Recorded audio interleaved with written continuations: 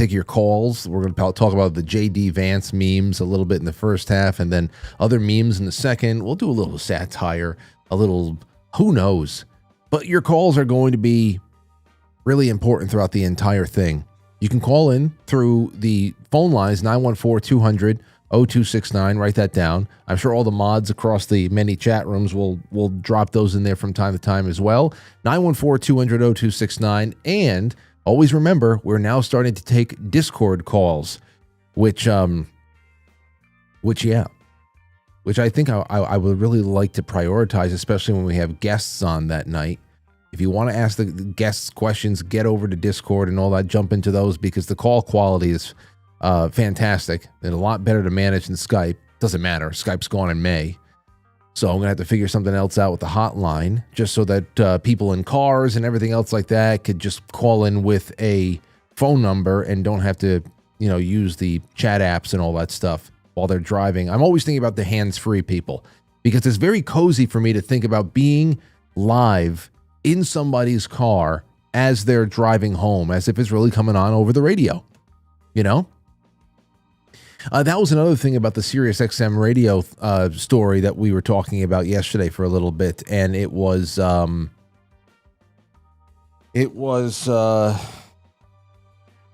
think that the company said that they're going to prioritize, a lot of their car subscribers, people who are listening in the cars, but I know for a fact that new cars are coming with SiriusXM less and less. So it just seems so ridiculous. I don't know. The internet makes everything that Sirius used to give people for X amount. Then again, there is some good stuff on there. I like this, sir. I always have.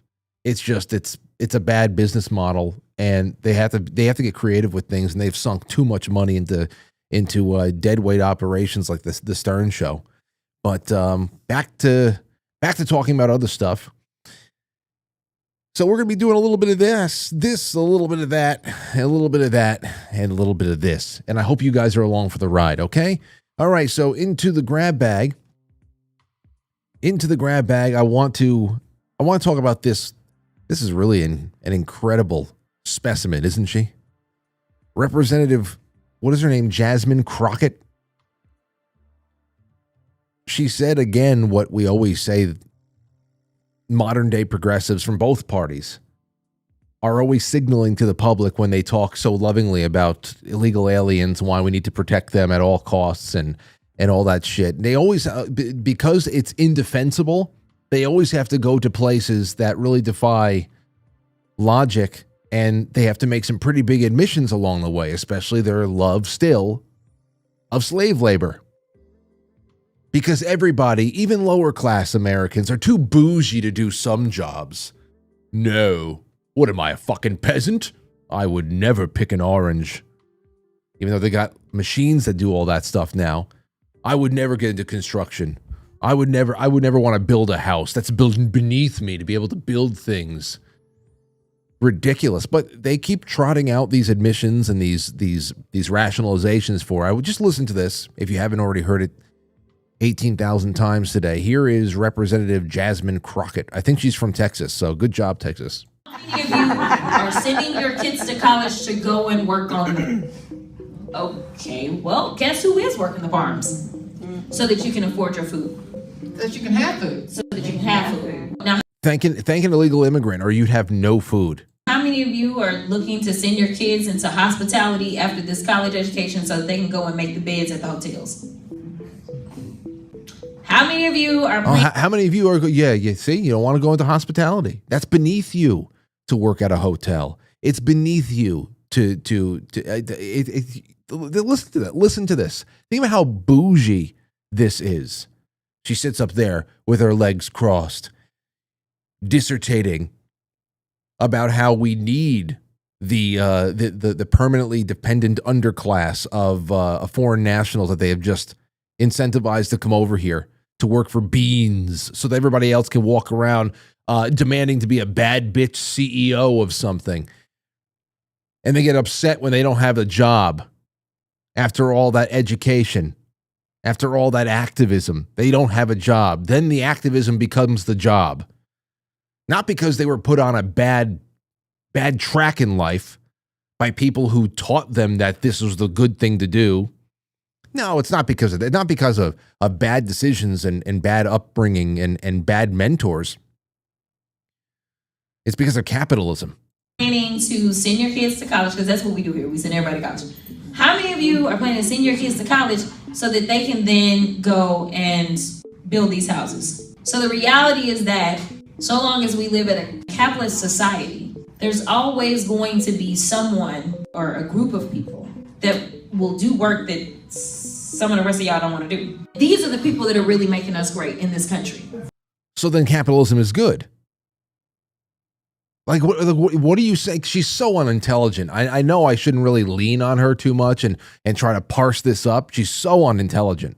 She just flapping gums. What do you just keep saying things and you can't get a word in. And all of a sudden, the pigeon struts around like they won the argument. But just listen to that last part again. First of all, everybody goes to college here. That's a problem. That's a problem. How many of you could send your kids to college, then go build a house? Well, I mean, if you're going to college, if you're becoming an architect, contracting, all that stuff. I mean, usually there's some level of at least trade school, at higher education, all that stuff.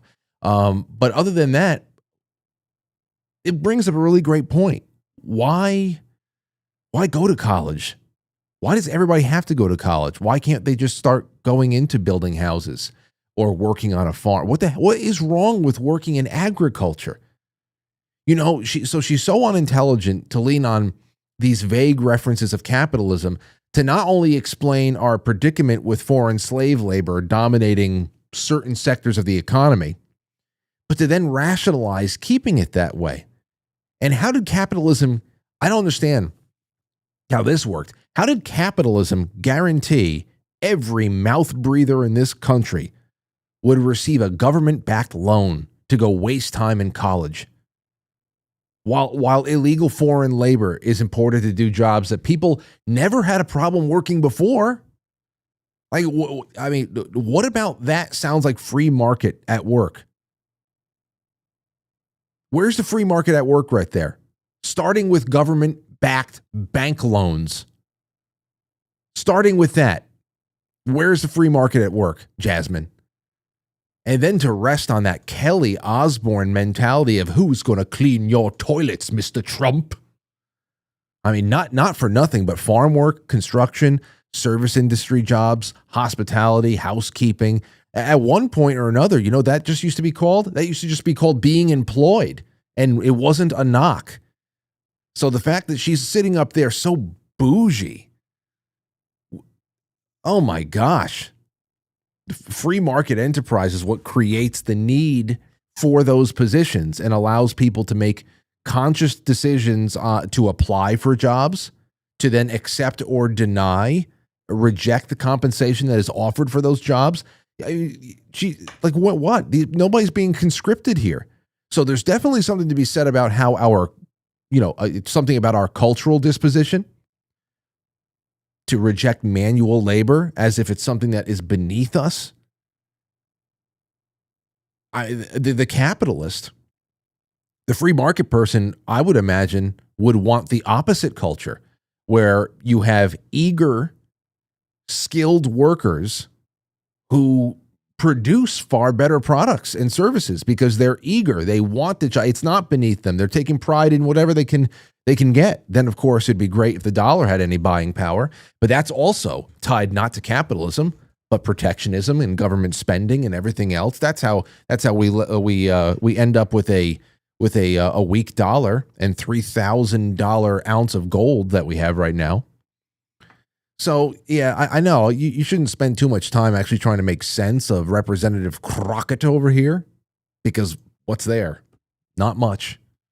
Not much at all. But speaking of our cultural disposition, take a look at this. From Vice.com, people are now seasoning packing peanuts and eating them. Okay? The packing peanuts, the most annoying packing tool ever. There's no way that they don't fall out. There's no way. You can scoop out all the packing peanuts as much as you'd like and put some excess into the garbage already. They're going to stick to your clothes, whatever. Then there's crumbs. There's packing peanut crumbs.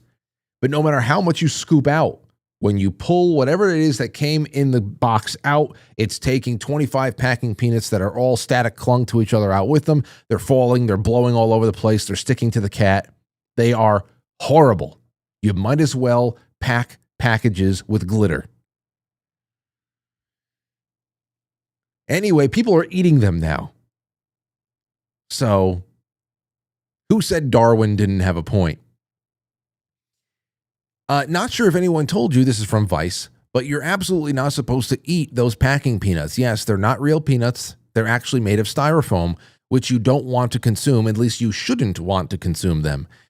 You might think this warning is unnecessary, but apparently there's a growing trend of eating different packing peanuts on TikTok, because where else would this be happening?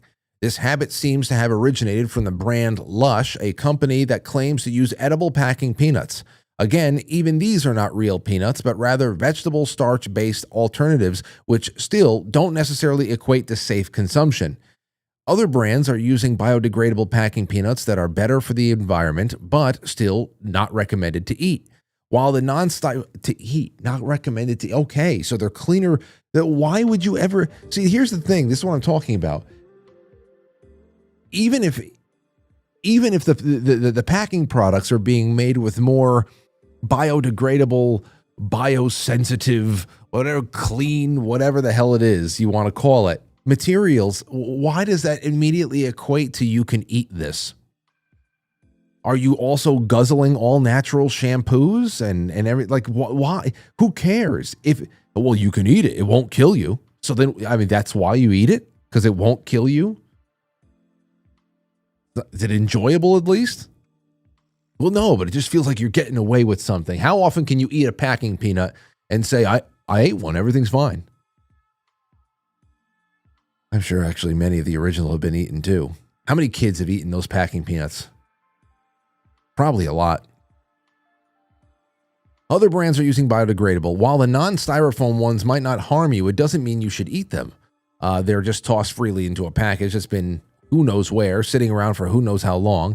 Many vegetable oils are high in omega-6 fatty acids, which when consumed excessively contribute to an imbalance that promotes chronic inflammation. Angela McGo, DNP MSN told Delish, inhaling cooking fumes and consuming heated oils has been linked to lung, breast, colorectal, and prostate cancer.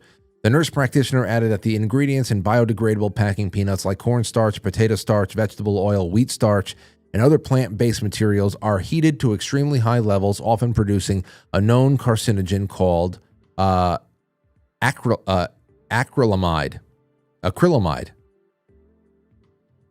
Well, liberals are going to start eating this out of protest now because they're already getting mad that people are saying, don't eat the vegetable oil. You know? So obviously they have to naturally go in the other direction. So watch out, ladies and gentlemen. They don't say what people are actually seasoning them with. I was looking for stuff like that. But no. Yeah, I can only imagine. All right, let's see here. Here's that's it. That's it for now. Let's start this one off because I want to take more of your calls tonight than I have all week. Hopefully, let's get that done. And yeah, we'll be right back in a flash, ladies and gentlemen. It's Quite Frankly on a Friday night. That's I skipped ahead an hour. I don't know. Excuse me, are you a banana? No.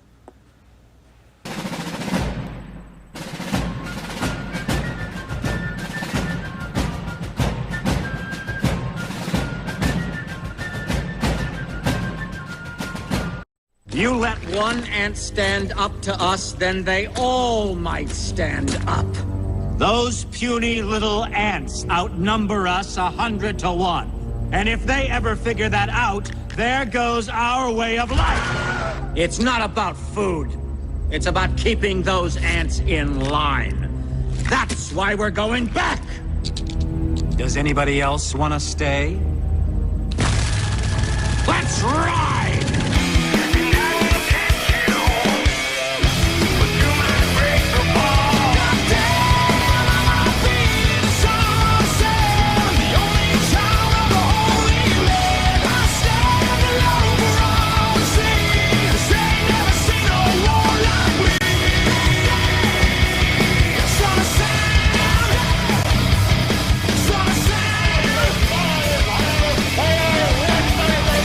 into a little bit of a story that I thought was nice. This is a nice story, isn't it? Oh, no, it's not. It's something I don't care about. Senate passes a GOP bill avoiding government shutdown. These are always, I just got to say real quick, these are always the most disinteresting, high-tension moments. The government the clock is ticking until the government shuts down. Ugh. This whole thing is so frustrating to me because the 17% that usually does shut down, I want that to like quadruple and then some, and I want it to be forever. So it's like you can't even call it a tease. You can't even call it blue balls because all you're getting is, like I always say, the kiosks at Mount Rushmore. Tourist information centers are shutting down, shit like that. Some people are furloughed or they're on leave for a little while. They all get their back pay. It's eventually going to open back up. So I hate it. It's so stupid. I wasn't nervous. I was upset because I knew it wasn't going to happen. But anyway, New York Post, here's something for you. This should just wipe the taste out of your mouth. And I'm going to put another taste in there. What do I mean? Headline. This chef, a high grade, what do they call it? Michelin chef? Michelin. Those are like the really prestigious chefs out there. It's like a certain distinction. I don't know. I'm not very big in the culinary arts, but I've seen it around before. So this chef concocts old book, listen to what I'm about to say, book-flavored pudding. Pudding, you know how you'll have like chocolate, strawberry, or vanilla pudding, tapioca, rice pudding, something like that. They concocted a pudding that tastes like old books. All right? And it costs $360. I wonder what Jasmine Crockett thinks about that. Diners will devour this book in one sitting. Acclaimed pastry chef Jordi Roca redefined the term cookbook after concocting an over $350 confection that it's infused with the flavor of a dusty old tome. He detailed this lit dessert in a video cooking tutorial with over 635,000 views on TikTok. Is it linked anywhere? Maybe we can watch it together. No, it's not. Anyway, no, that's just never mind. Here it is. Oh, wait, is it this?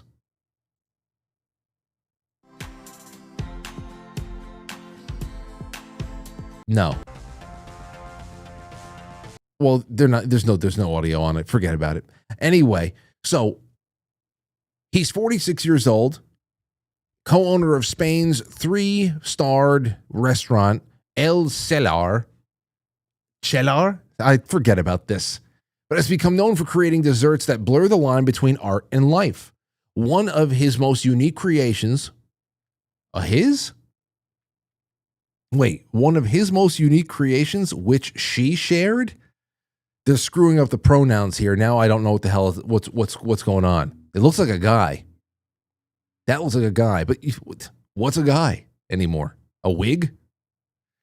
One of the most unique creations, which he shared, I guess, over his 435,000 followers on the platform, involved extracting the essence of an old book and transferring it into liquid. Roca said that he dreamt up the concept after being fascinated by the smell of old books that you might find in a library. Italian Culinary Magazine reported. Now, let me just say, I love the smell of old books. Even when I didn't have anything to work on in college, I would go to the Manhattanville Library, and I'd go down to the lower levels of the library stacks. And if you weren't walking in on somebody making out or hooking up somewhere and have to deal with that shit, you can just breathe in the beautiful, musty, old smells of 19th century books that they had over there. It's just fantastic. It's good stuff. But do I want that transferred into a pudding? Would you? I don't think so. I want to be surrounded by it. I want to be able to walk around and look at the binding of the old books, take things out, read a couple of pages just for the hell of it, and then just be around it. I love that. But you select books that smell like mature paper. You spread the pages with deodorized butter and let it rest overnight so that it is impregnated with the smell of an old book. In the clip, the sweet savant is seen ripping the pages of an old book from its spine, buttering them up, and then soaking the pages in a pot full of liquid to imbue it with the book's scent. Once the fat has been thoroughly saturated in the ghost of the literature past, you remove the butter with a spatula to dissolve it in alcohol. Roca explained while demonstrating this culinary exorcism, the alcohol will evaporate and we will have the perfume of an old book. I may have to go watch that later because I want to be disgusted. So that's it. So I guess that's what happens here. He goes and he makes himself a dessert, and then he sort of like, I guess they say, anoints the confection with the liqueur, the extract, the tincture that he extracted from these books. So in the case of the pudding, which is also adorned with the petals of the torn book pages of the book to complete the effect, the dish, which reportedly runs diners $362, was concocted as a pre-dessert primer that's eaten before tucking into the grand finale. So imagine having an old book as a primer for your gelato. I don't know. I would like to smell it. I would taste it. I would touch the tongue to the tip of it, perhaps. Oh, the things I'm saying tonight. Never mind. All right, let's just keep going on, shall we? Here's another weird thing, since it's Friday night. I know all about this Wolfman syndrome. You know the people who grow the hair all over their body? Well, I guess they don't. I guess it's not the whole body, but sometimes it's the entire head. Every follicle that you can fit in on the face and over the nose and everything else, it's just all hair. I thought it was called like Wolfman syndrome or something like that. And it's always people from India. Anyway, this is from E! Online. Apparently, another Indian boy, 18 years old, his name is Lalit Paditar, has set a Guinness World Record for the hairiest face. So out of all the people who have had this very rare condition, I guess he's the hairiest. I don't know how this is. Well, let's figure it out. Hi, I'm Lalit. An 18-year-old from India is going viral after earning the Guinness World Record for the hairiest face. Lalit Patidar has a rare condition called hypertrichosis, which the National Institutes of Health describe as excessive hair growth anywhere on the body.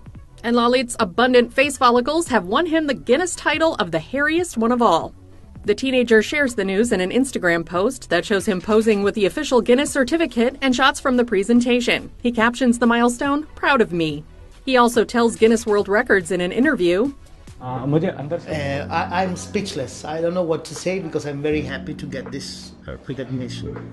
Lalit also says his appearance led to some rocky moments in childhood, but things quickly got better.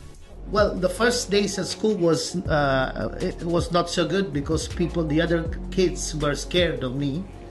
But when they started knowing me, when we started talking to me, they understood that I was not so different from them. It was just, from outside, I looked different, but I'm not different. Okay, listen. This makes me very uncomfortable. It makes me very, and I'm happy that he's kind of has a nice outlook on it all, and I'm happy he has a nice outlook on it all. And I gotta just tell you, I don't know, man. I don't know. It makes me very uncomfortable. Why couldn't the whole village have chipped in for some electrolysis?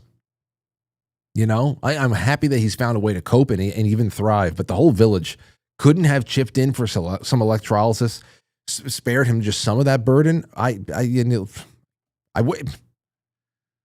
know. I don't mean to be insensitive, but I just can't help feeling this way. That just is very, I don't know. It's off-putting to me. Maybe it is to you too. Or maybe you find it attractive. You sit on a couch with him and watch Netflix and kind of twirl the flowing locks between his eyes and all along his cheekbones. And I don't know. But I guess that's just, it's a brand. It's definitely a brand. Okay, so here's what I thought was really funny. The Atlantic. I'm sure you guys have seen all of these JD Vance memes and stuff like that. Here's a couple of my favorite ones. I love the more pudgy-faced child-like they go for. Well, I don't even know where the hell that's from, but it looks like a little Dutch boy with a giant lollipop or something. The fact that they made his face round, corpulent, and like distorted, but also like young, like baby-like, is just hilarious. I love it. Here's another, and then they get, they get a little bit more intense and crazy. This one was my favorite. It's almost like with the flowing mane, looks like just some frontiersman that just, I don't know, got nice and shaped up so he can be the president of the Senate out there. Get him out. I love it. I love how he's tan. I love the little sheen to his face. He's a little shiny. He's sun-kissed, no doubt. But the beard and the hair, wavy hair, you can't beat that. You just can't beat it. There's another one over here I think you guys would like. Here is a JD Vance, I guess like a generator. This goes for about 9 seconds, but there's so many memes in there. Wherever you pause, you get another one. Here we go. Round and round we go. So I guess the little small head, a little bit like a Mario movie Goomba right there. Let's start it again. See? There you go. Little child, was he holding a gun? Get that gun out of that kid's hand. Let's do it again.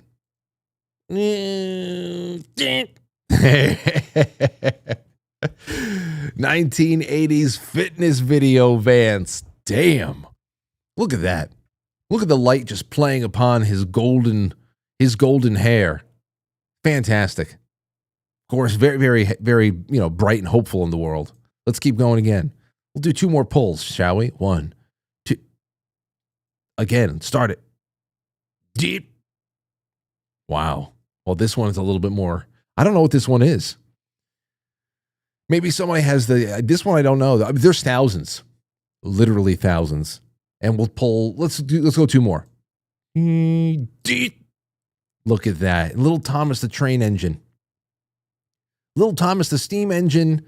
What is that? A little, almost like a power wheel. He's having a good old time. Little baby Vance loves his Thomas. Beep. Wow.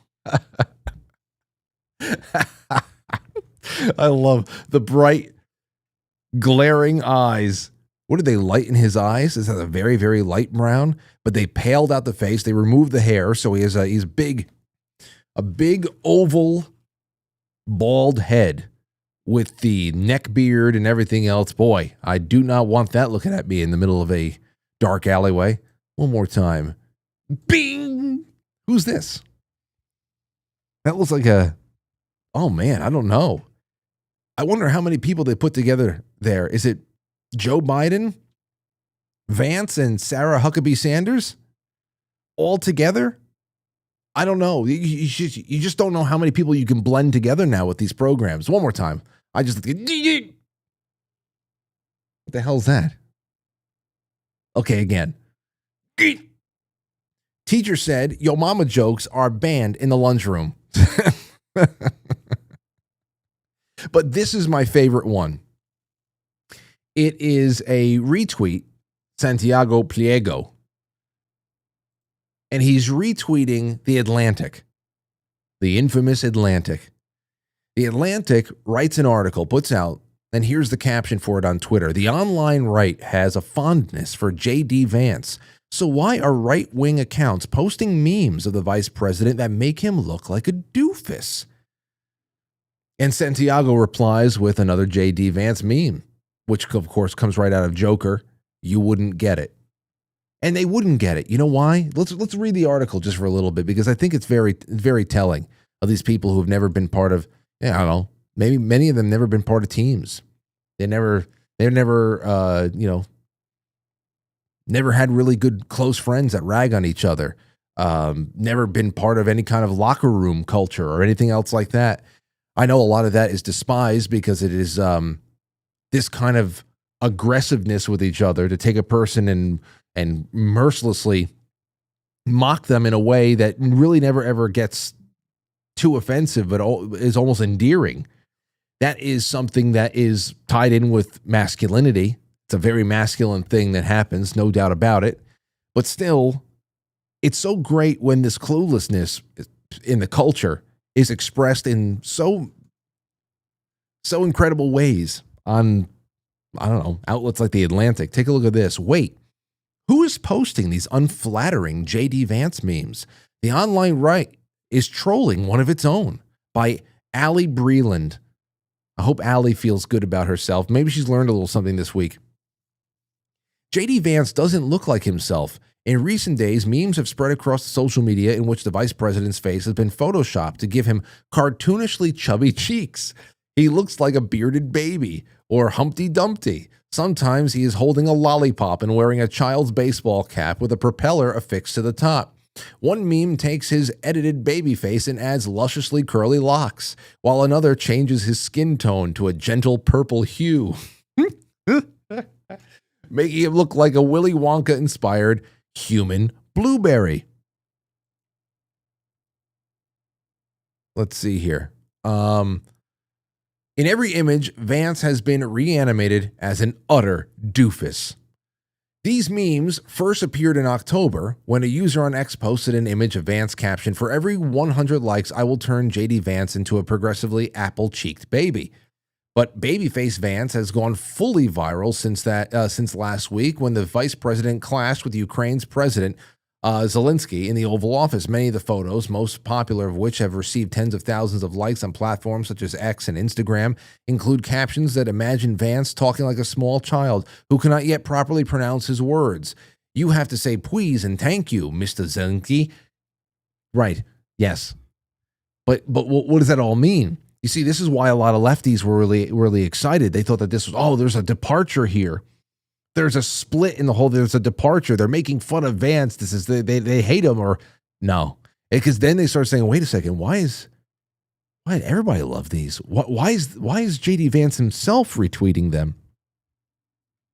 Of course, people love making memes that portray their political adversaries as hapless and incompetent. That's not exactly what's happening with these images of Vance. The memes are going viral on left-wing internet, but they are equally, if not more popular on the right. Explicitly pro-Trump accounts on X that otherwise spend their time bashing liberals are posted embarrassing memes of their party's second in command. No, the right doesn't appear to be posting unflattering memes of Vance because it has turned on him. As I wrote, when Vance joined the Republican ticket, he uniquely appeals to various factions of the party. The online right is, in particular, a long appreciated Vance's recognition of it. Okay, and then they go into a few of some of their hated people on Twitch that or on Twitter that Vance follows and all that stuff. But it's just it's an interesting thing here that always happens because the culture is at the center of it all. And I just love it so much. And I thought it'd be just good to joke about tonight. That and other things. I just want to open up the lines. It's 7:39. We have 15 to 20 minutes left in the first half. So I want you guys to call in. 914-200-0269. 914-200-0269. And let's just talk about that. What do you think about the hairiest face of the world? Would you ever have any book-flavored pudding? I mean, there's more in the first half. And there's even more coming up in the second. You know, I also want to do this. I guess I could do this right now. I want to actually give a shout out to a Frankly out there who we have a lot of very accomplished people out there. And there's one more of you that I want to tip the cap to. But let's take a call from Mark first. What's going on, Mark? Hey, how are you? I'm doing well. Just kill that stream in the background, please. Yeah, I'm sorry about that, sir. There's a delay. There you are. All right. Yeah, well, I'm a Weston Price dentist, holistic dentist, and I emailed you. I'd love to talk about food with you. I'm Italian as well, and Yeah. I remember that. I remember that. You know that's something I definitely want to talk about at great length one day, because I'm sure that Jay would have a lot of things to say about it too. I was actually discussing that with Lauren not too long ago.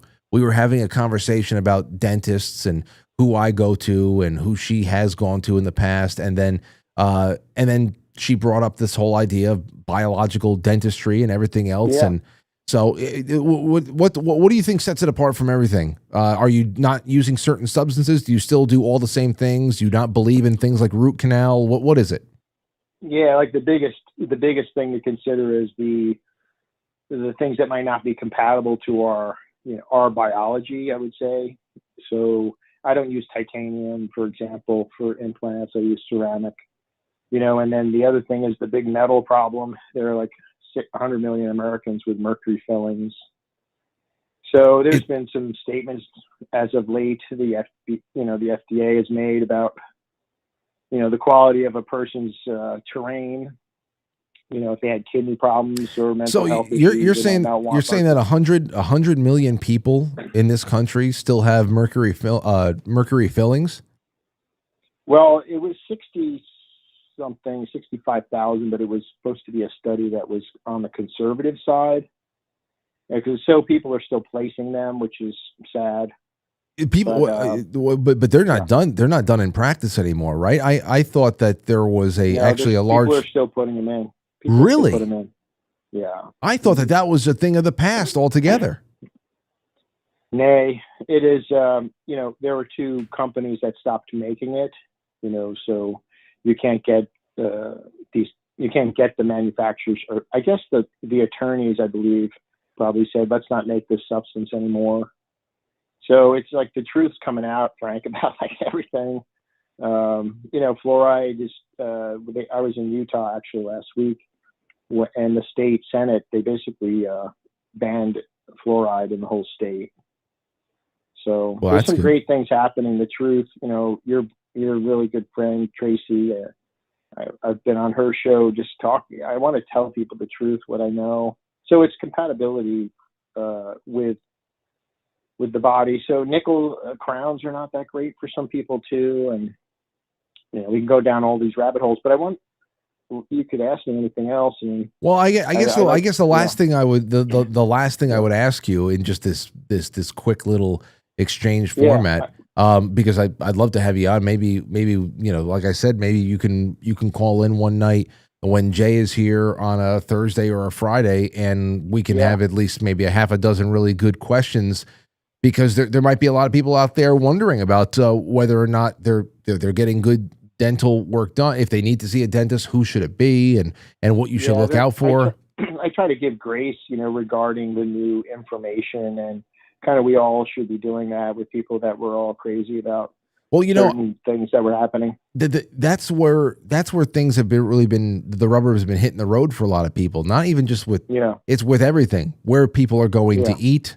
So if people are going to eat, there's a lot more people who are making they're inquiring more into even if they don't have any allergies, what are the foods being cooked with? Like and if even a restaurant that advertises that they're using beef tallow, what kind of tallow? Dentistry is one of those things that have to imagine that if you don't know what's going on, perhaps there are a number of things that a person who is health conscious would actually want to decline or ask for something different when they go into their hygienist checkups or whatever the hell it is. So I guess Well, we're working on a cake that tastes like Profi paste.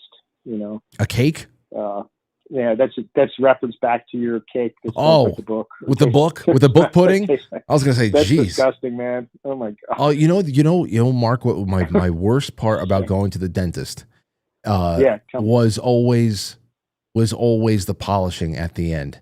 When I realized that I could actually decline it, where they take the drill out and they put the rubber bit on, and they scoop out all of the mint. Or the cherry flavored shit. People have to be very nuanced in the amount of pressure. Great. They put on those instruments, because some people are heavy handed, and I had a temp that was like that. She Yeah, you could picture it's a sort of an abrasive that you wouldn't want to use for your own brushing. Oh, I hate it. Used like every 6 months. Yeah, it's interesting that they have all right. different types. But well, it seems anyway, like Frank. Yeah, we could do something. I'm a fast talker. We could talk about different things. Well, we'll talk. Well, there's plenty to cover, and just email keep me. Yeah, well, keep in touch. Let me just say one more thing. People who have a mercury fillings, don't get them polished. Since you brought up the polishing, don't get any mercury fillings because they actually more vapor comes off when they're polishing. Polishing those. So tell the hygienist don't polish my mercury, and then you got to think about getting that stuff out safely. All right, if you have them, yeah. Well, that's good. We can talk about anything, man. We will. I'm sure we will. It's one of those things we haven't done a lot of, dentistry. But thanks for the call, Mark. Yeah, it's good to talk to you. Good to talk to you. So there you have it, ladies and gentlemen. Don't get your mercury fillings polished. I hated the polish. I was so happy when I realized I can deny it. I wish I can deny all the picks and everything else that make you sore and blood and all that crap. But other than that, I hated it. I couldn't stand it. Makes your whole head like vibrate. And it was always so gritty, that toothpaste. All the flavors suck. You can feel like it's like sandy and gritty in your mouth. Spit it. Oh, God, horrible. Make you nauseous. Especially since you go in there and you haven't eaten. Blech. Okay, let's take a call. 845, you're on the air. Go ahead. I love the fucking dentist guy. Don't polish my mercury. Oh, big up to that dude. Was his name Mark? Yes.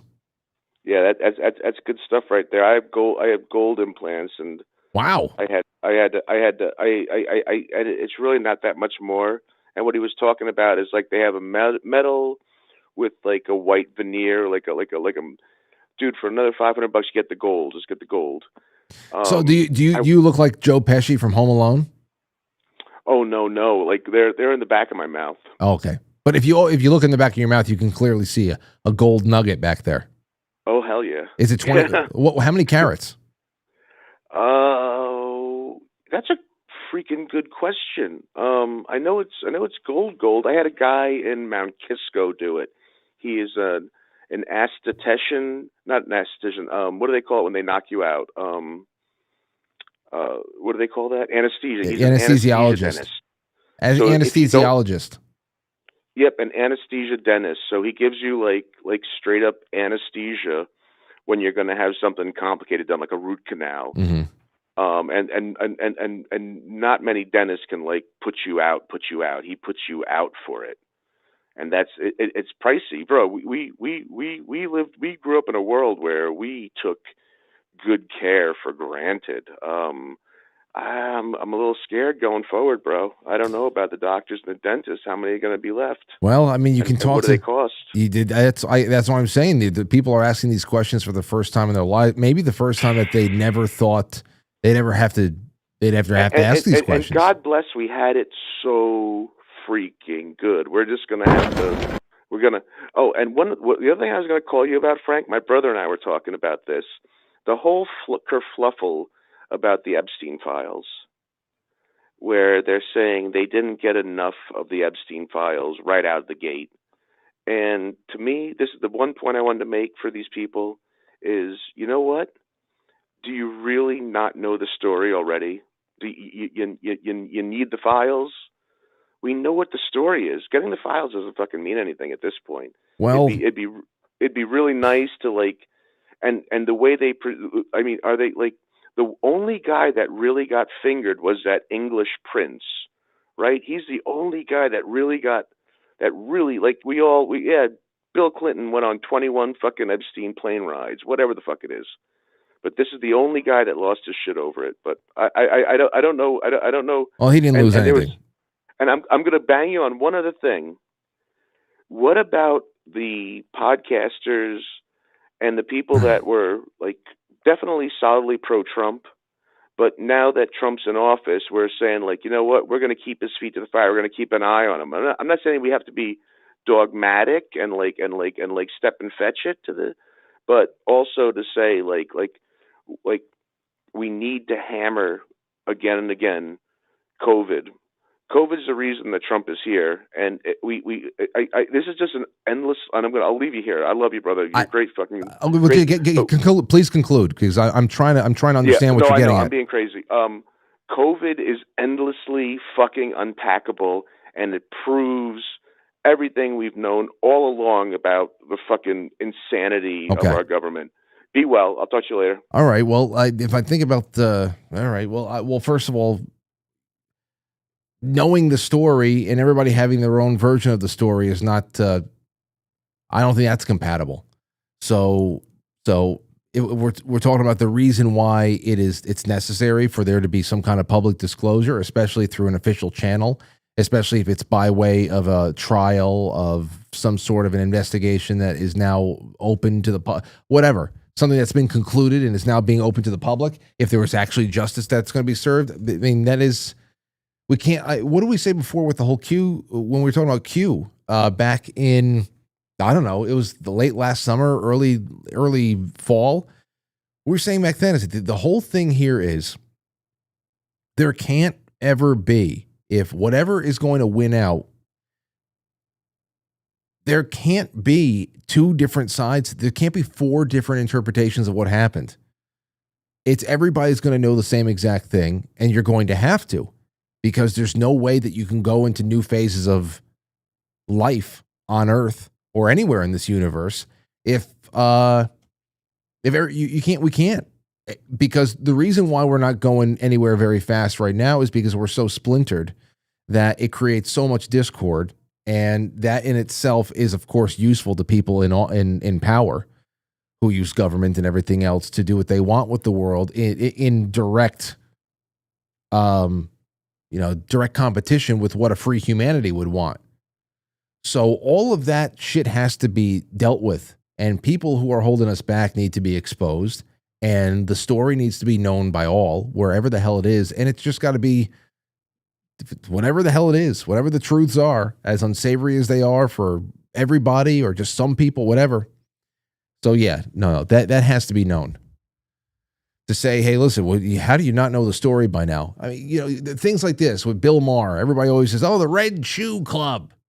Okay, well, listen, you can keep making comments about Red Shoe Club that you heard from somebody on some. You read it in a comment section somewhere. Now you parrot it yourself. But until you actually get people dead to rights on something, then it can't just be certain groups know a certain thing or, put themselves out there as knowing a certain thing, and everybody else around them is dumb and unaware, and this one sees this one coming a long way. This one knows what's going to happen over here because they read, a Q drop, and they're following all the deltas and stuff. Those little universes, those pockets of reality, that can't happen. That means absolutely nothing. So that all needs to be, there has to be a come to Jesus moment, which is why I actually believe that that one day soon, hopefully, but who knows, the supernatural overdrive button has to be hit. There has to be a galvanizing event that really just brings everybody's eyes to the sky, not blue beam, and everybody sees the same thing for once. That's what I say. It's such a complex, crazy problem that you either need a supernatural event or there has to be a way to get billions of people to detox again from the media. That right there, so much of our inability to actually see things, to see fire where there is smoke, is because we just can't conceive of it. There's too many superficial layers in between us, I think, and a lot of them are given through our greatest cultural portals right now, education and news and everything else. So I don't know. I think I'd be rooting for the supernatural thing, because I don't see anybody else detoxing from media anytime soon. I don't even see myself detoxing from media anytime soon. So 914-200-0269.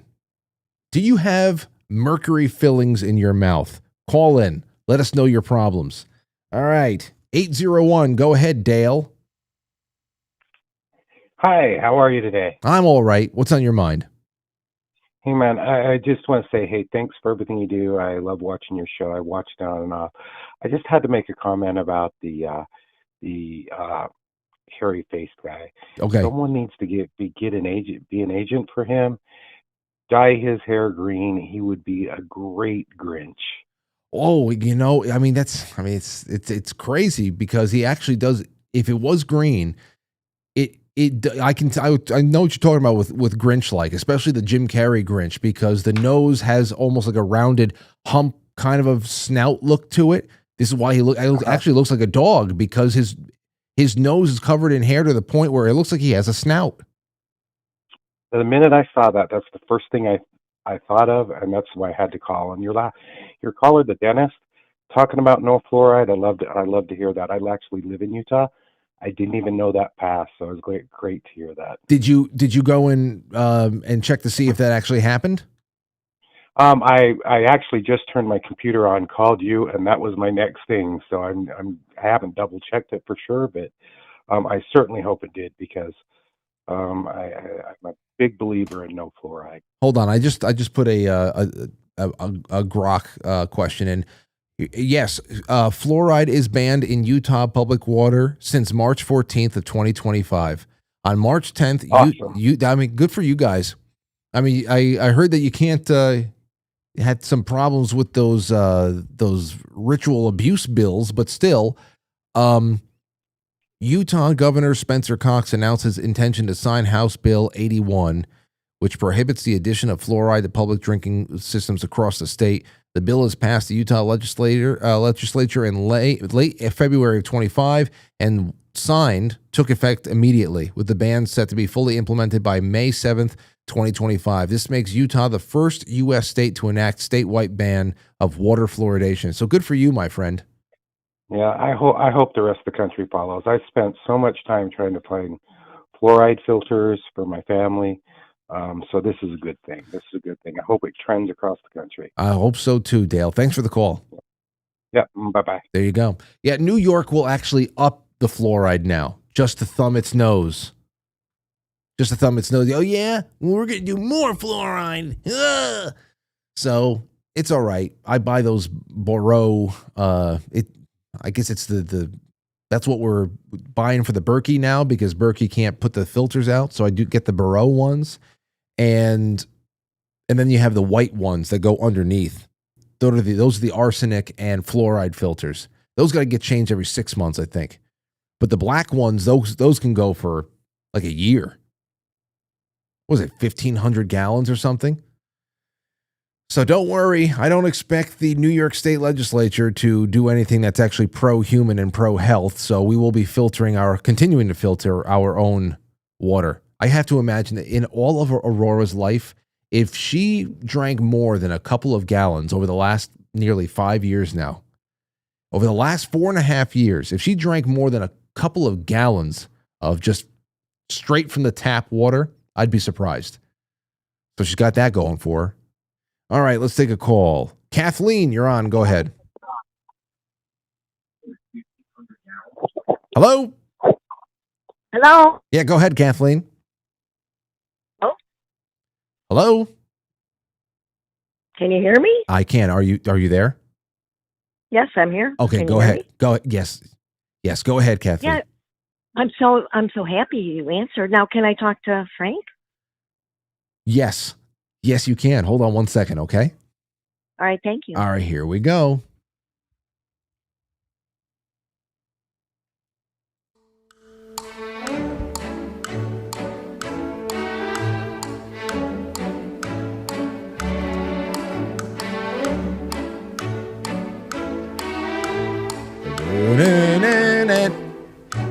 All right. Hello? We have Kathleen. Kathleen, how are you? Welcome to the show. Yes, I'm here. Good to have you. Just turn down that Can I stream. talk? Yes, turn down that stream, Kathleen, please. I don't have anything on. Okay, It's go all ahead. Mute. Go ahead, Kathleen. Hello? Kathleen, are you there? Yes, I'm here. Please, just Please go ahead with your thoughts. It's Frank. I don't know what to do right now. I'm sorry. What's happening?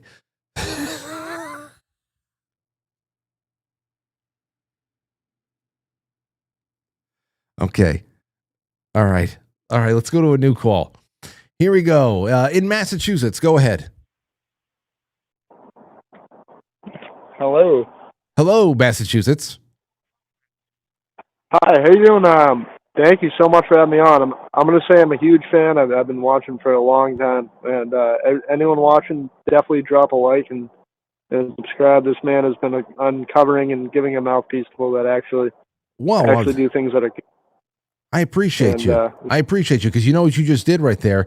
You did something that I still have not done tonight, which is tell people to like the stream. And so I see. Oh. Yeah. So you came to the rescue. Thank you, sir.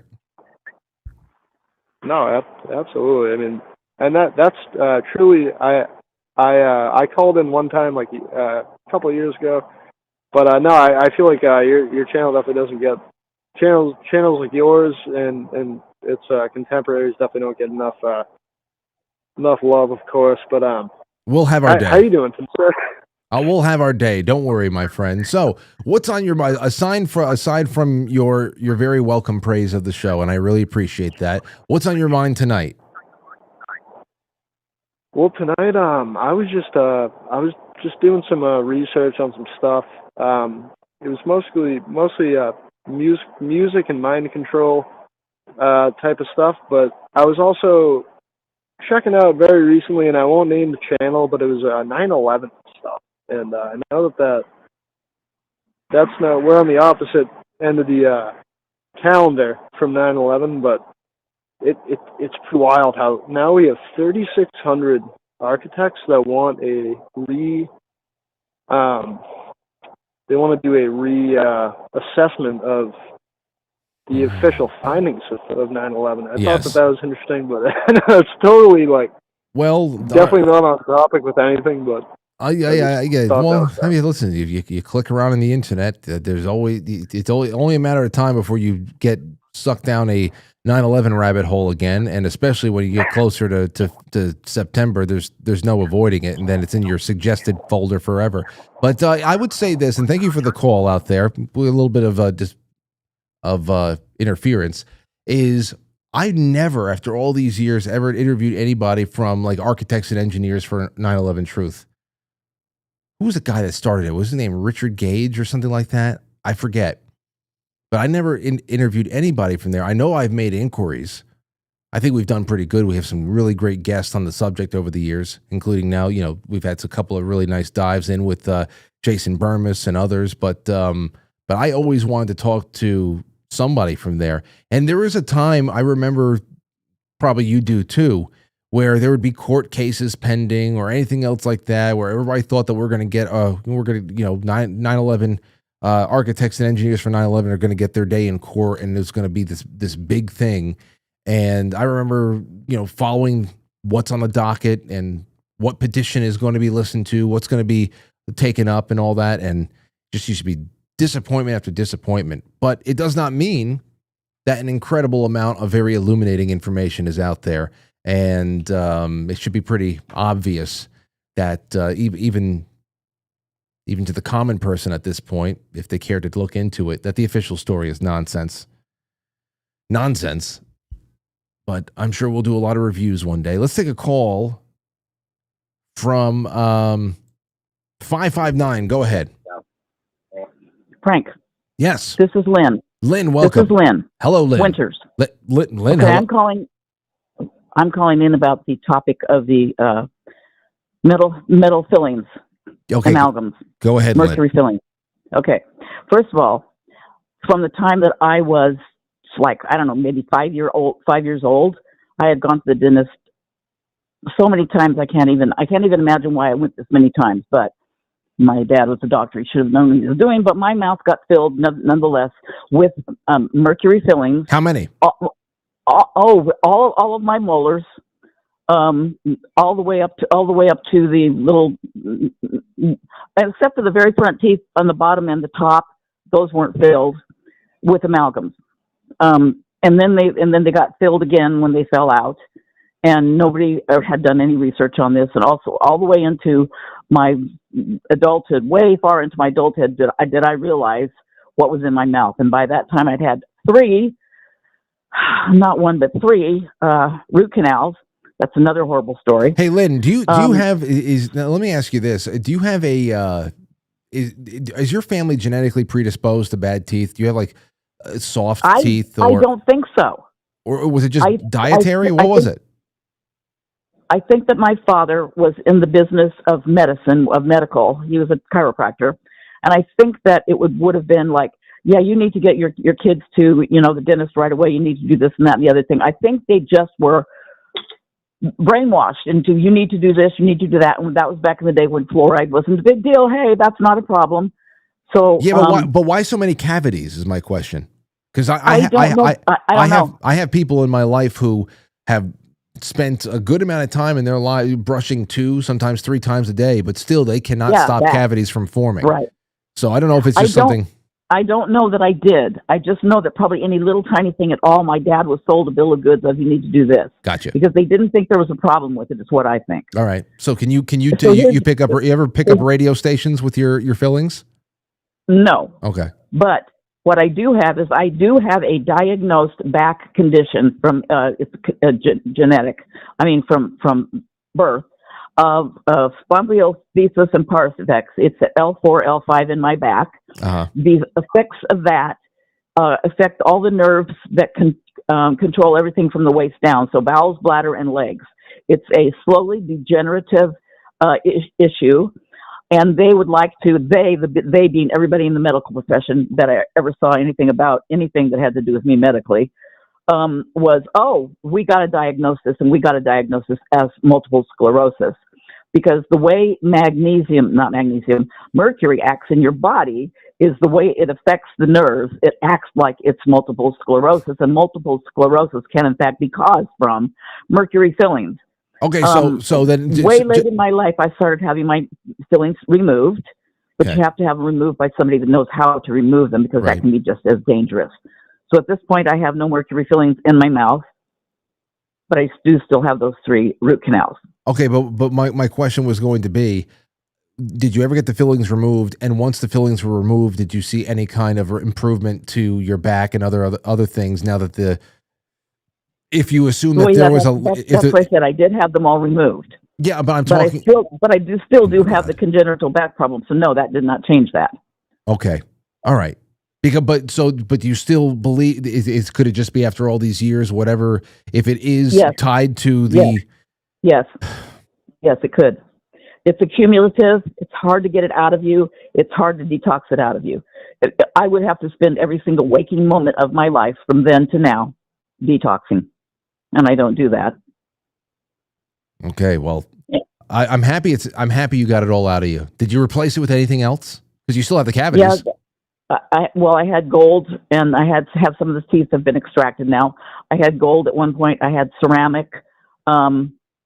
What I do have, unfortunately, is a cobalt titanium hip replacement. And now you're talking about metal in the body. I'm like, oh no. Well, we'll talk about that next time, Lynn. I appreciate this because I always wonder how far reaching throughout the body. And thank you, Lynn. I always wonder how far reaching throughout the body the mercury. I mean, you won't talk about stuff that crosses the blood-brain barrier. And we always heard those stories about people can pick up local radio stations with your fillings and all that stuff. But I mean, I'm glad she called in with the neurological stuff, because I wanted to know,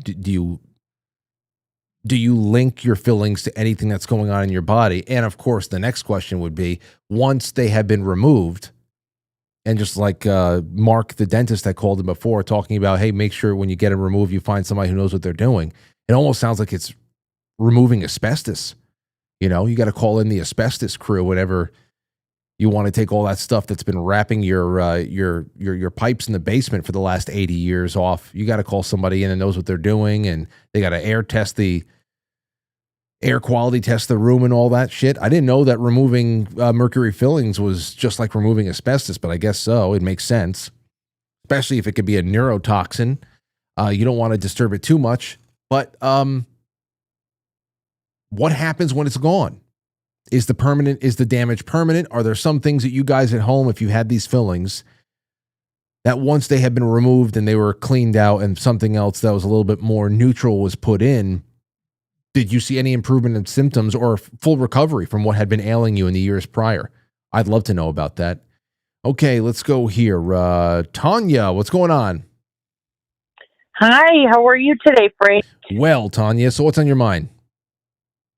Hold on, let me turn you off. Oh, come on. There you are. Hi, how are you today? Oh, well, I'm well. On to you, though. Well, I want to pet that dog guy. I You think he do? would be fun to pet. Oh, you see, this is the other thing. This is the other thing. He has to get rid of the hair because people are, I don't know. It would be if I can't see a human face, it's hard for me to, I mean, I'm sure over time I saw him every day and I'm hearing his voice and I'm watching a bipedal creature walk around in human clothes. I'm going to be able to remind myself enough to say that is a man. Of course it's a man. But when you look at him, he just kind of looks like Lon Chaney Jr. as the Wolfman. And you know, I would feel like more people would actually see him as a dog more than a man. I would have to get rid of that, especially with just maybe acquaintances or people that you are meeting day to day that don't have the ability to get to know you over the course of a few weeks or a year. I mean, I would rather people see me as a complete human being and not a dog.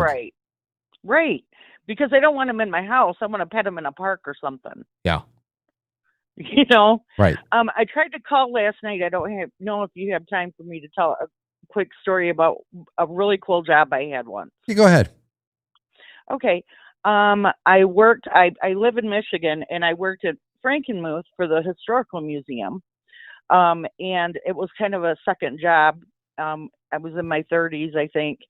And they have a log house that they send kids on field trips to.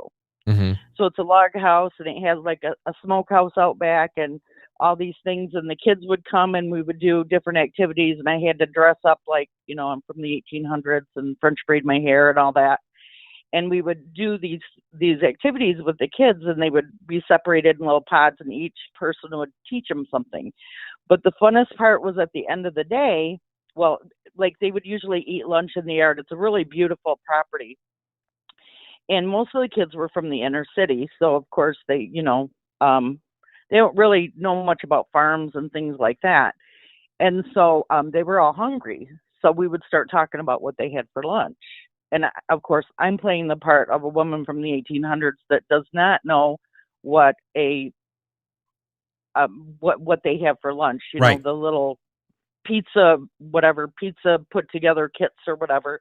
So the one little kid says, I have pepperoni pizza. And I'm like, what's that? And they're like, well, it's bread. And I'm like, I have a bread oven. I can make bread. And it's tomatoes. I have a garden. I can do, you know, that. And it's got pepperoni. I'm like, what is pepperoni? And they're like, it's like meat. Oh, I have a meat smoker. I can do that. You know, we would break it all down. And it was so interesting watching these kids understand that where their food comes from, even though it's highly processed what they're bringing. But those Lunchables, how the food comes from somewhere. And because these kids were usually about 7 years old, and they were, you know, coming from inner Detroit or Flint or whatever like that. And it was super neat just talking to them about where your food comes from because, you know, they get their food from the corner store. Well, it's not only that. When you're telling the story, it actually is really interesting to consider even adults where if a scenario where an adult comes face to face with somebody from the 17th century and they have to explain anything that we use on a day-to-day basis and just completely take for granted technology that is baked into every consumer good that we don't even conceive of, but we just use every day. We were taught how to use it, and it's become a creature comfort in some way, or it's become a vital part of doing business, whether it be credit cards or whatever the hell else. But it makes you wonder how much of the world around us right now would we be able to successfully explain to somebody from 200 years ago. And I think that we would be shocked with how much we actually don't know. Absolutely. One of the other cool things is usually we would leave, the people doing the field trip would leave and our cars were hidden. The kids couldn't see them. And so we would leave and I would walk through where they were having lunch when I would leave to walk to my car, and they'd be running up to me with the little labels on the tuna or the mayonnaise packet saying, and I'm like, look, there's eggs in it, there's oil in it, and pointing out the different things, and they kind of would read the labels and show me their Doritos and what's in the Doritos. It sounds like it really does sound like one of those memorable jobs. It really does, because, again, though I bet you any money that those are things that many of those kids will still remember. And so, it left an impact, because if I ever went to something like that, and I'm sure I have, I'm just not remembering it right now. But that thing, like what you're describing, I've never been in that situation. It's a very unique thing, and if that had happened to me, I know I'd still remember it. So, thank you for sharing that, Tanya, and thank you for calling in tonight. All right, you have a good night. You got it. And I know there's a few people out there, even in the Gilded in the Discord, who said that I'd love to call in sometime and add my cool story into the mix as well. So, listen, when the lines are open, especially on Friday, you can come with whatever you got. Obviously, keep it in a nice little nutshell there. You can't introduce a 30-minute topic just because it's open lines. It's a quick pitch, and that's what we're doing. And I can take cool jobs all night. That's for sure. Okay, listen, I got to leave you with a little bit of a music video, because I have to make my way down the hall for something, and I'll be right back. And we will take some more of your calls and get to the super chats and everything else. All right, ladies and gentlemen, BRB.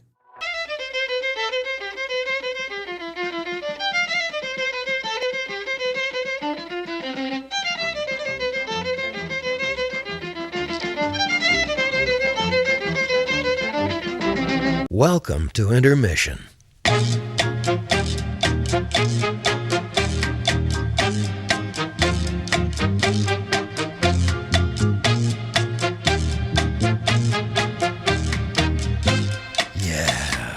Intermission.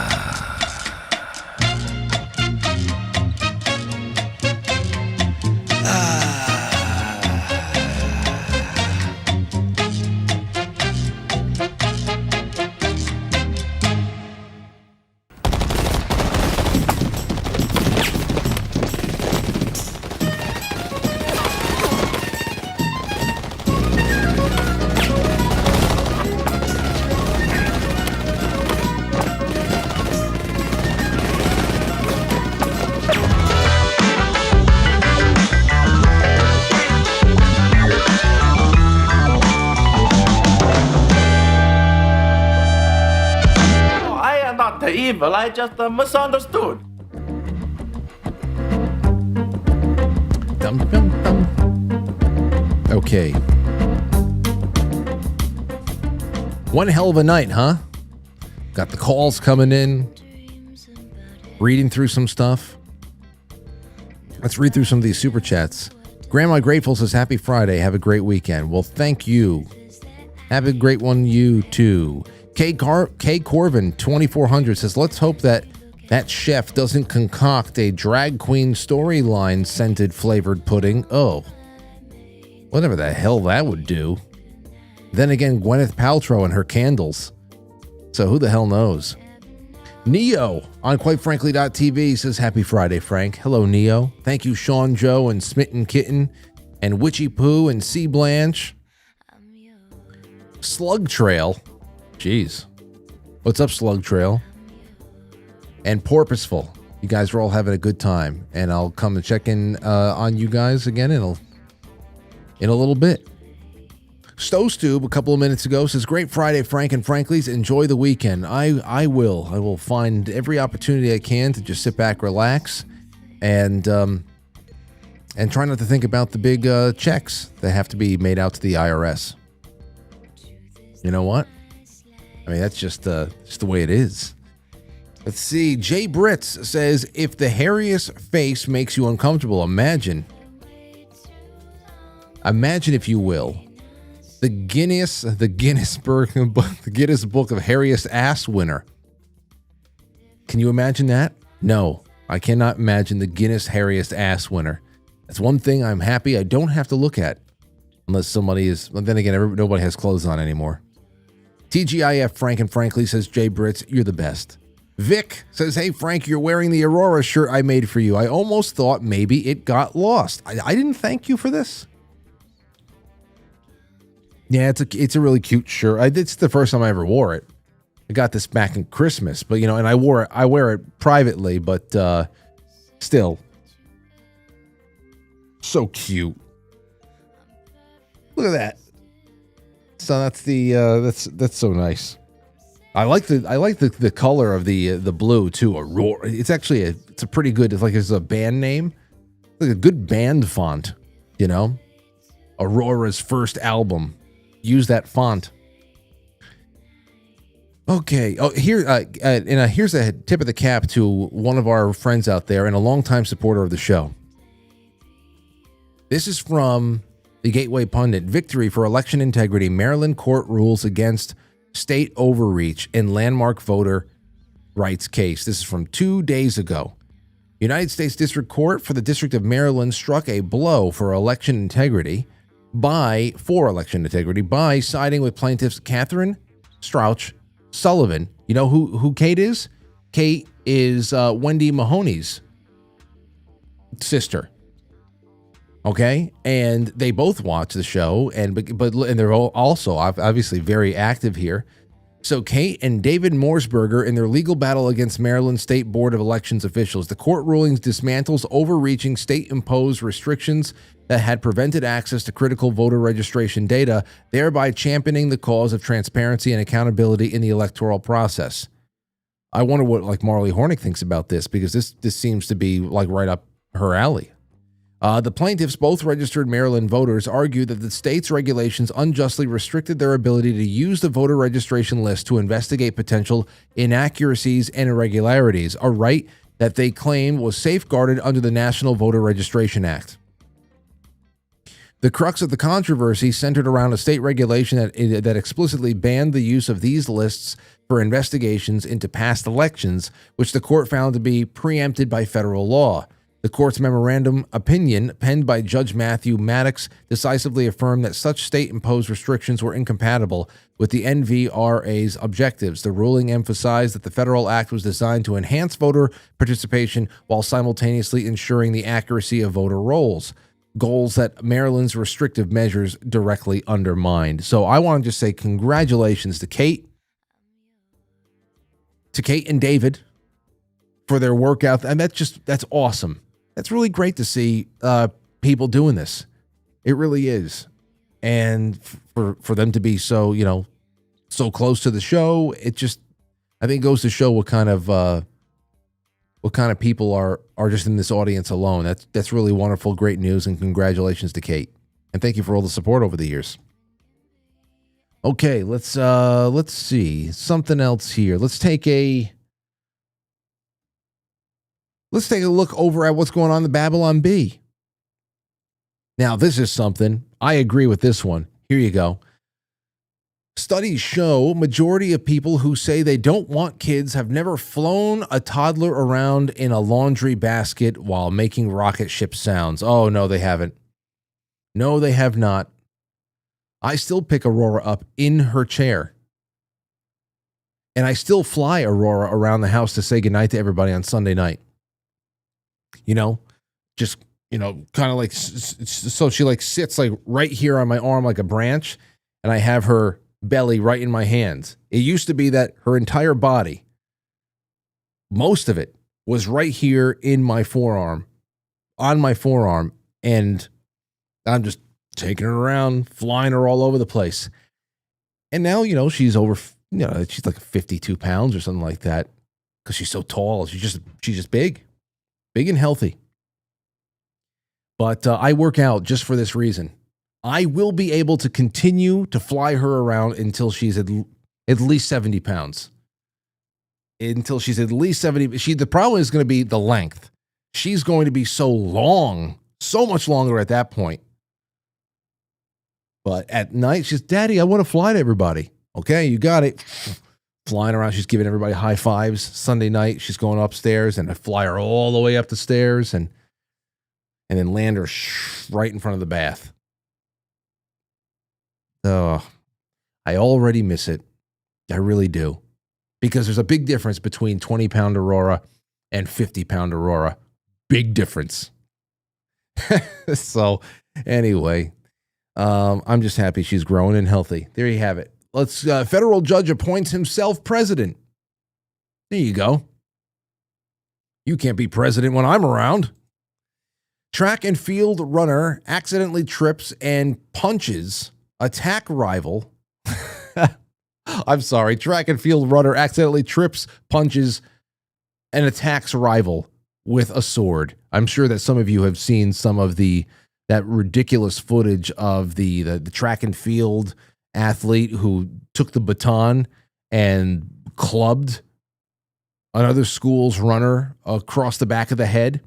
And then said it was just, it was a mistake. I was just running. She got in the way. Oh, my gosh. Anyway, good on the Babylon Bee. Here's another one. Theologians agree that Antichrist will most likely be a podcaster. I agree. I'm not a theologian, but I would say yes. Snow White. In effort to boost ticket sales, Disney edits Rachel Ziegler out of Snow White. I know. I say it's so great that there's limited releases now. I'm happy that people are paying the economic price, and I'm happy that people like Rachel Ziegler, she's got eyes on either side of her head like a fish. The fact that she went out of her way on every interview opportunity to make this the most unattractive thing that you could conceive of. By making everything about these ridiculous ham-fisted feminist things and race and sex and, oh my God, I'm so happy that these people get to attach on their resume box office failures that are just rejected by the public. And they can go on the rest of their life saying, it's because I'm a woman. Fine, carry that burden. You're pathetic anyway. You might as well have pathetic, backstories and shit too. Here's another one for you. Tesla updated with self-defense mode where they transform into anthropomorphic battle robots. They're going to need it if they're going to do more business in this country. That's for sure. They're going to need it. And here's one last one for you. Man rents steamroller to squeeze out one last usable amount of toothpaste from the tube. I believe it. And it's crazy that there's always one last toothbrush worth of paste. I don't know where it comes from. At the end, but you can actually start bending things that were never meant to be bent. And there's always one more toothpaste worth, a toothbrush worth of toothpaste in there. And by the way, it has been maybe about, 3 or 4 months. No, about 3 months since the last time I used Crest. Somebody in the audience, forgot who, they sent me like a 6-pack of this all-natural toothpaste. I forgot the name of it because I just used, and I'm just about to finish the first tube. I started using probably around Christmas time. Makes sense it would come around Christmas time where people are just sending me random things and being nice and all that stuff. So I said, you know what? I might as well try it. And I actually got used to it within a week. And I've been using it now for a while. So I have been off of Crest for a while. Just wanted to let you guys know because a lot of people were shocked when they heard that I still went for the sparkly Crest toothpaste. But yeah, doesn't taste that bad. Really doesn't. 585, you're on the air. Who's this? Hey, Frank, it's Craig from Rochester, New York. Hey, what's going on, Craig? What's on your mind tonight? Hey, did you see the blood moon this morning? No, I went to bed. I went to bed a little bit late last night. It was a little bit after 1:00 when I finally said I'm turning in. But before I went inside, I went outside to the back porch to take a look around, and there was cloud cover all over the place. I'm sure it was beautiful. Oh, really? Yeah, beautiful for somebody, but we were overcast after 1:00. I don't know if it cleared up around 2 at the height of it, but around 1 it was cloud cover. Well, that's funny because in Rottenchester it's usually cloud cover for that stuff, but it happened at 3:00 and it was a crystal clear sky, and I actually got some decent pictures even on my crappy cell phone camera because we were so disappointed from the solar eclipse. It was all clouds. We got to see everything go dark, but hey, the other thing I wanted to ask you about that music video you played during the intermission. Yeah, your brother did that? My brother wrote the song, and I directed the video. Yes, I love the video. I just love all those pictures from the past. Yeah, it just brought back so many memories. I wanted to do a little something. I actually had a little bit of inspiration from a Typo Negative song called "How Could She," and in this Typo Negative song, "How Could She," it's a song about a guy who's essentially addicted to television, and he rattles off the names of so many leading ladies on television. A small list of leading ladies on television, and how for the television generation, that first television generation coming up, a lot of these ladies are some of your first major crushes, and all that shit, how you can fall in love with these characters and whatever. And when Anthony finished that song that he made, "Swimming Through Air," that chorus line made me think, you know what? I want to really go and expand the list of these leading ladies, these dream ladies from all generations. I want to go as far back as I can let's go back to the 20s. Let's go back, whatever we do, go through the generations, mix them up, go to cartoons. So I thought it would be a really good matching. And of course it was edited brilliantly by our friend Danny out there. And it came together very, very, very well. I want to do more music videos in the future. We just got to produce more music over here. I got to tell you too. I didn't tell you last time. I can't believe all the different music you listen to. I mean, a lot of stuff I don't know, like from the 90s or the rap stuff, but then you play really old classic stuff and the classic rock. It's like, geez, you just listen to everything. Well, if you listen to, here's what I say. I mean, there's a lot of stuff.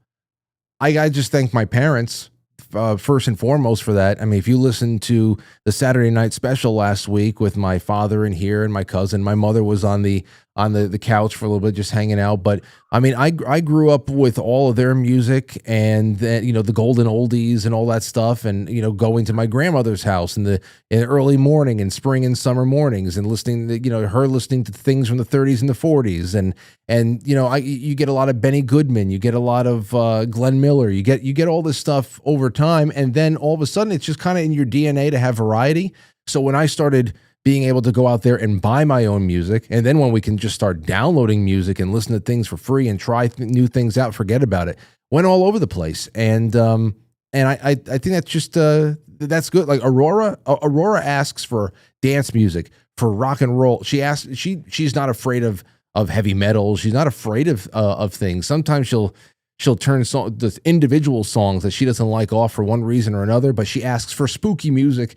She wants opera, not opera, but ballet. So she goes into classical and all that stuff too.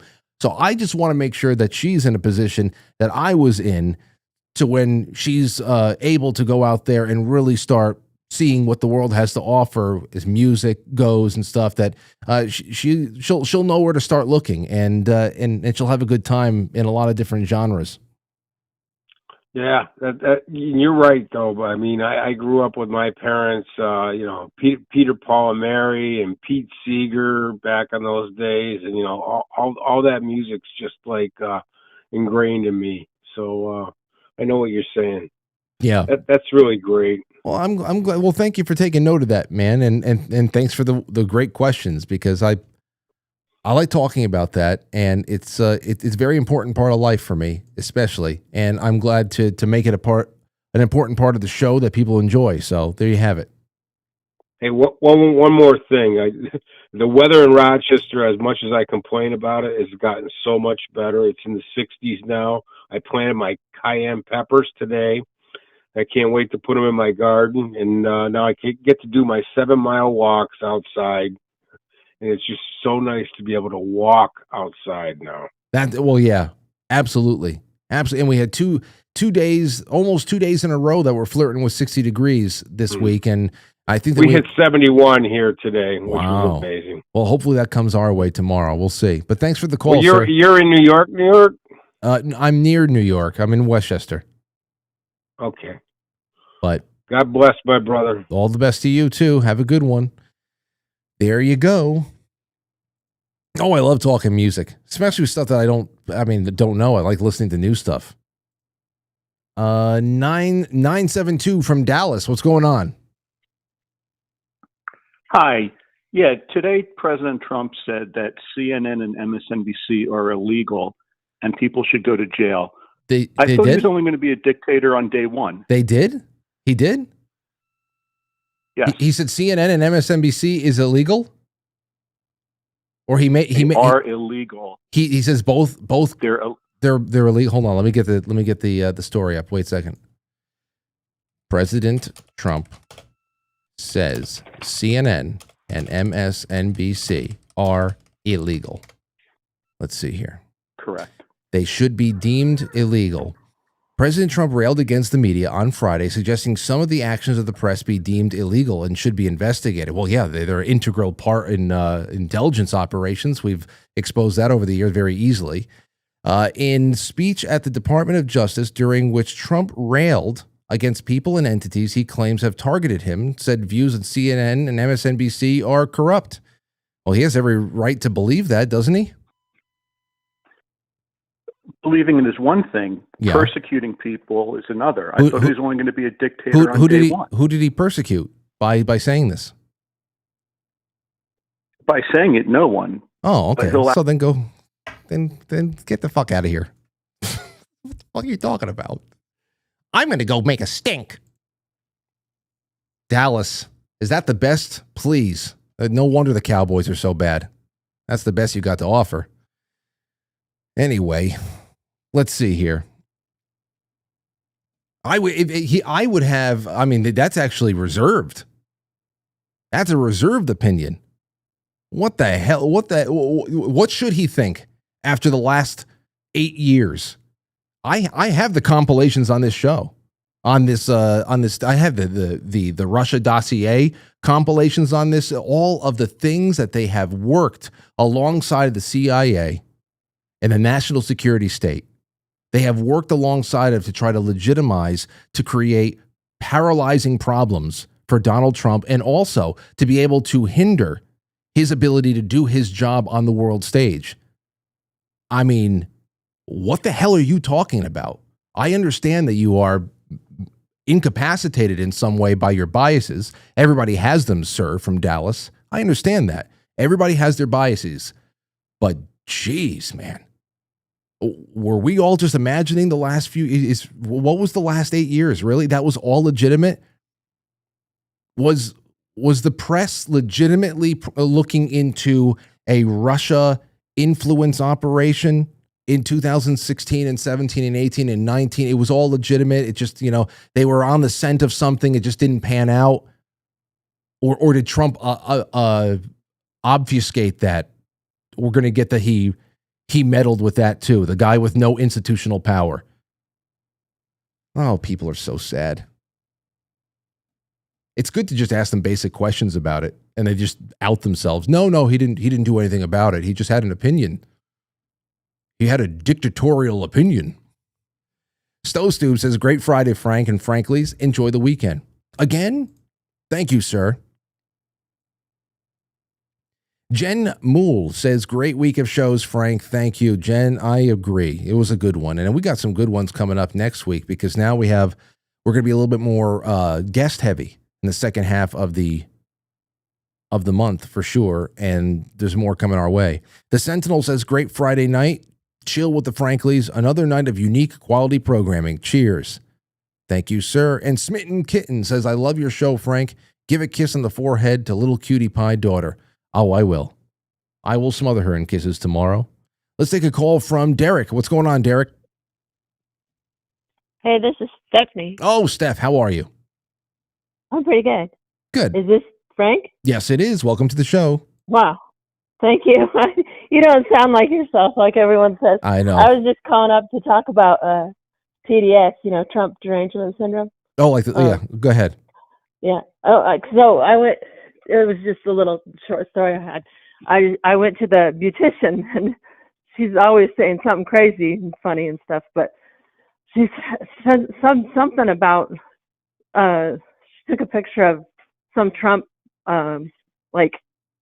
person that was an Trump impersonator, I guess, and said her friend thought that it was really Trump, and she's like, I wish it was, no security, and then something about like being assassinated, him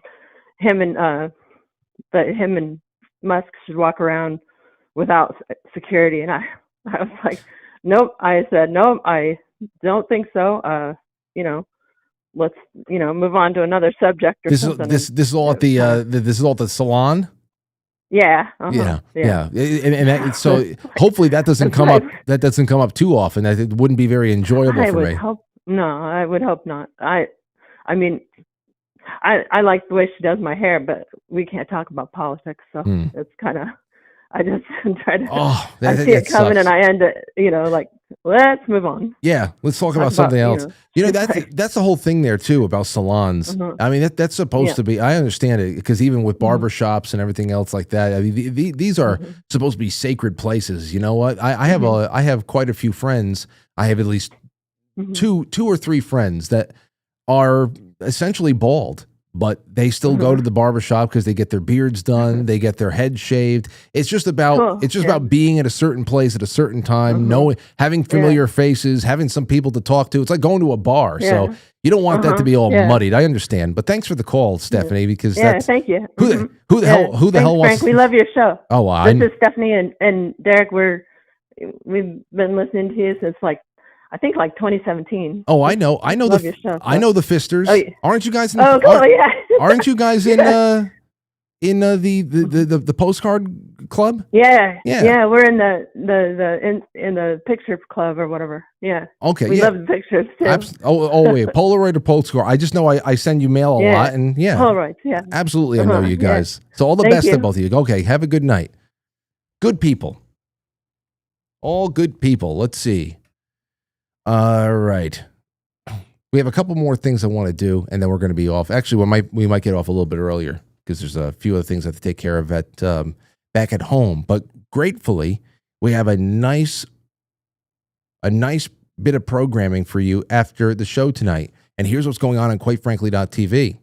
First, you have Anthony's latest. I Want It That Way in the style of Soundgarden. Well, I just listened to the thing that he was making before. I was listening to what he was making before he left. That's going to be pretty good. I can't tell you what it is. But Anthony's going to kick it all off. Then Mark Dice, Big Mike's big announcement.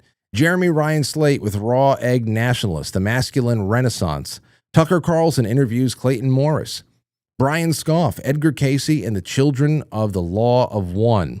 And then Art Bell with Lori Toy, New Age Prophecies.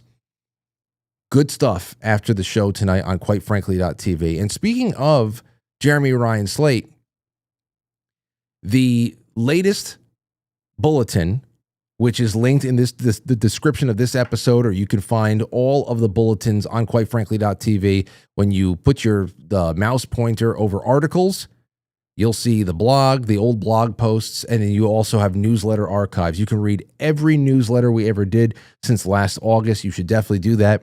There's so many amazing pieces in there by really great people, and they're aging beautifully, many of them. Here's another one that's going to age nicely.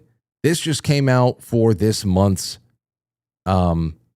this month's bulletin by Jeremy Ryan Slate. The Ides of March Bloodbath.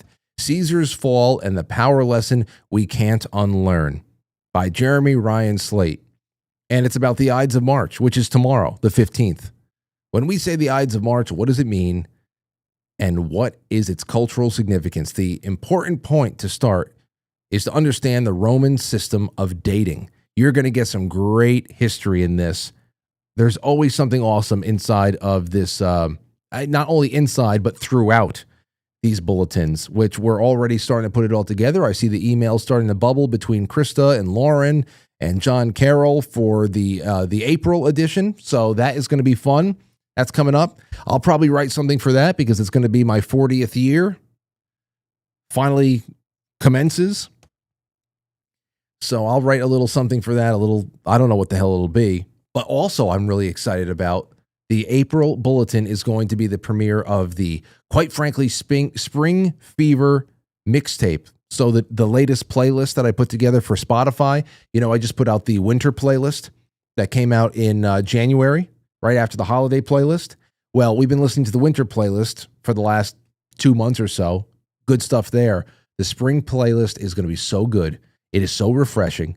You can just tell that the energy is all springtime. I still have to add some more tracks there, and I'll always be adding to these things throughout the years as we pass through the seasons.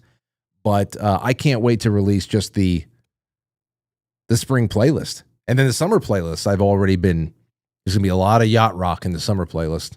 Well, not a yacht, not a lot, not a yacht. Neither. So go and check that out by Jeremy Ryan Slate. What's this that just came in? Hold on. Frank. Wait, how did I just lose it? Let me see here. Oh, Frank. Here you go. Have you ever heard, speaking of music, have you ever heard Metallica's Justice album redone to correct for the bass? Oh, yes, I have. You're talking about And Justice and Jason for All. Are you not? Let me see here. Is this a, hold on. Is a link? And now I'm just curious if it's And Jason for All. No, this is not it. This is not it. Which is this one? Metallica and Justice for All without. See, this is one of those things. Oh man, I would have to do. You know what? I'm going to save this because I think this would be I don't know what's in it right now. I'm going to listen to it. And then maybe we can do a segment on this because the story of And Justice for All and Jason Newsted getting his bass squelched out of the whole deal. It would be interesting to listen to that. I think I've seen a video before with one of the producers telling the whole story and briefly, and then listening to the original release and then this. No, I'm too tempted to press play. Shortest straw. Let me see here.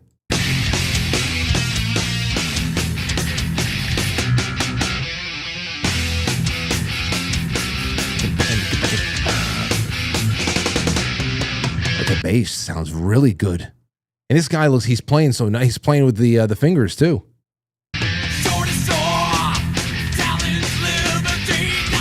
Many of you would love the lyrics in And Justice for All. What does Harvester of Sorrow sound like? Hold on. I gotta listen to this. Nice. Oh man, you can feel the balls on that one. You can feel the balls on that one. And you got to give the bassists their due. It's because of the bass. You just get that bottom heavy, just walking around with the big fat ass. That's just what it's like when you have a good mix of bass. Of course, they always ask for too much. There is that. What happened to Jason Newsted is not right. But then there's the opposite side of the equation, which the bass is never loud enough for any of them.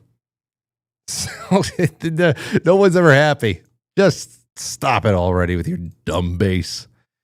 All right. Thank you so much, everybody. Thank you so much. It's been wonderful to hang with you this entire week. We'll do that. That's going to be maybe I'll do that with Anthony. I'll save that for a Friday night. I said, Anthony, you want to do a quick Metallica segment with me? Because that'll pull together nice. Big Bats says, Frankie boy, what's up, bro? Bats here. Finally got to watch live. Any gigs coming up? You got to come to Long Island one night. I would love to. I used to love playing in Long Island. It's a bitch to get out there, of course, but those Long Island rock clubs were great. They really were. I don't even remember any of them anymore, what they were called, because they don't exist. Gino says, Frank, sorry it's been a while. Who knew taking care of a new baby was so much work? Who knew? You never know until you know. Still out here letting my little Quinn soak in your brilliance every chance I get. Love to you and all the family. Well, thank you. Now he just heard a little bit of, it's almost 9 o'clock. Hopefully he's sleeping. But I hope that they just enjoyed a little bit of Metallica from back in 1989. So, nighty night, everybody. It's been real. I'll see you on Monday night. Enjoy your weekend. I'll catch you on the flip side.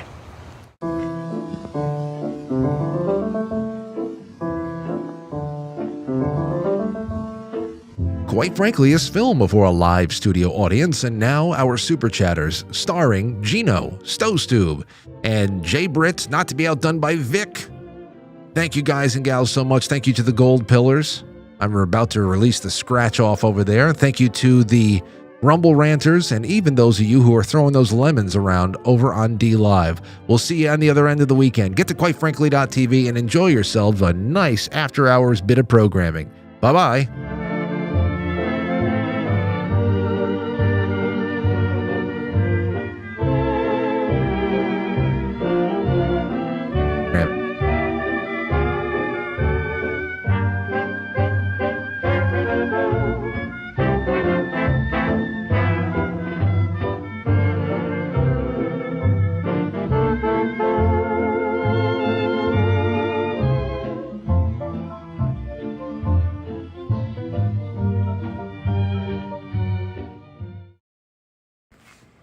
A kitty cat. You're a kitty cat? Your turn. Hello. I'm a kitty cat as well.